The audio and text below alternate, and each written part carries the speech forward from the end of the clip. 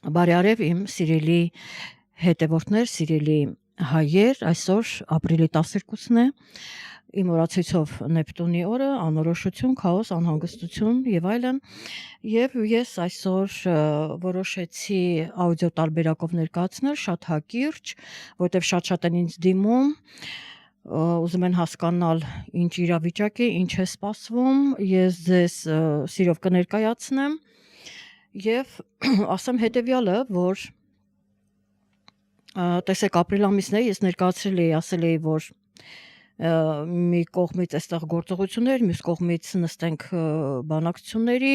այս տատանումները կգնա, ինչ կորոշեն եւ այլն եւ այլն։ Ու հիմա տեսեք ապրիլի 20-ին փոխվում է իրավիճակ, տրամադրություն, էներգիաներ եւ ինչու, որովհետեւ արևը դուրս է գալիս խոյի նշանից, որտեղ ինքը գտնվում էր բարձրակետում եւ ապրիլի 20-ին մտնելով ցուլի նշան ինքը այդպես պատկերավոր ասեմ հայտնվում է ցածրակետում, այսինքն իրավիճակը 180 աստիճանով փոխվում է, որովհետեւ ցուլի նշանում լուսինն է բարձրակետում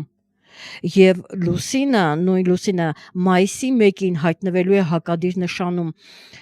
այսինքն այստեղ արդեն եւ լիալուսին է իր հերթին լարվածությունը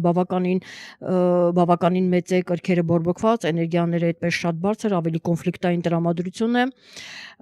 բնականաբար այդ էներգիան տարածվում է, անպայման չի հենց մայիսի 1-ին լինի, արդեն երբ արևը 20-ին փոխում է նշանը, արդեն լարվածություն է ուրեմն առաջանում, կապ չունի, որ դա ապրիլ ամիսն է, լրիվ ուրիշ տրամադրություններ են, լրիվ ուրիշ նշան։ Եվ ինչն է հետաքրքիր, որ մայիս ամիսը դա 2026 թվականի միակ ամիսն է, որն ունի երկու լիալուսին։ Առաջինը մայիսի 1-ին է տեղի ունենալու, հաջորդը կլինի մայիսի 31-ին, այսինքն մայիսը սկսվում եւ ավարտվում է լիալուսնով, այսինքն բավականին լարված է լինելու եւ դրան ավելանում է ինչ, ավելանում է այն, որ մենք ունենք վատ էներգիաներ, այսինքն բավական չի այն փաստը, որ երկու լիալուսին կամ մեկ ամսվա մեջ դրան ավելանում է նաեւ վատ էներգիաները, որոնք ուղեկցում են դրան եւ տեսեք, որ առաջին լիալուսնի ժամանակ լուսինը գտնում է կարիճի նշանում, լրիվ հակադիր նշան, ինքը իրեն շատ վատ է զգում եւ այստեղ ժողովրդի վիճակը տխուր է լինում, նուրբ եմ ասում, եւ հաջորդը աղեղնավորի նշանում է, որտեղ եւս ուրեմն լիալուսին այդտեղ է լինելու, կատարվելու եւս շատ տխուր իրավիճակ, այսինքն մնացած մոլորակները ես հիմա չեմ թվարկում, դա էական չի, վատ ուղեկցություն է էներգիաների ամբողջ մայիս ամիսը ինքը վատ էներգիաներն են կուտակվել ու անպայման դա պայթելու է, դուրս է գալու այդ էներգիան, հնարավոր է ավերածություններ, հնարավոր է, այսպիսի իրավիճակ է եւ իհարկե մայիս ամսին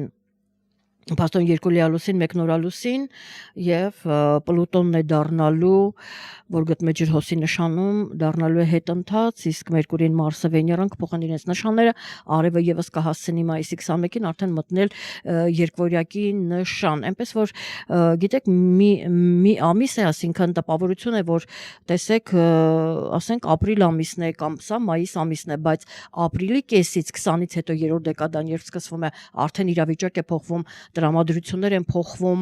էներգիաներ են փոխվում, 180 աստիճանով կարող են էներգիաներ փոխվել, ահա այսպիսի իրավիճակ, ես ասեմ նաև ուրեմն տեսեք 20-ին կմտնի արևը կգտնվի ցածրակետում, պայմանականորեն ասած, եւ պլյուս մինուս արդեն լարվածությունը միգուցե պլյուս մինուս 1-2 օր, հա, ապրիլի 20-ից ինքը արդեն լարվածությունը կա, էներգիան արդեն կա, ինքը միգուցե այսօր 12-ն է սաղմնավորման շրջան անցնի եւ արդեն մենք մոտենում ենք մասնավորապես 17-ին էլ նորալուսինն է լինելու,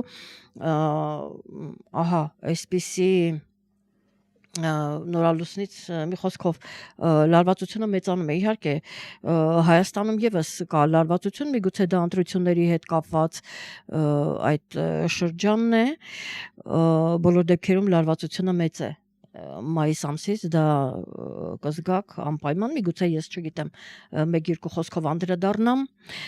տեսնենք ինչպես կլինեն տրամադրությունները, ես 1 շաբաթից նոր կմտնեմ եթեր վիդեո տարբերակով արդեն եւ ավելի մանրամասն կխոսեմ այս մասին, բայց քանի որ հիմա շատ են ինձ դիմում, թե ինչ իրավիճակ է տիեզերքում, ինչ կանխատեսում ես կանեմ, իրանք ուզում են լսել մարդիկ իմ մեկնաբանությունը, ես այդ իսկ պատճառով որոշեցի, որ այսպես աուդիո տարբերակով մտնել, ձայնագրվել եւ ձեզ ներկայացնել ուրեմն տիրող իրավիճակը, այսքանը սիրելիներս, կհանդիպենք ուրեմն 1 շաբաթից, առայժմ լավ եղեք։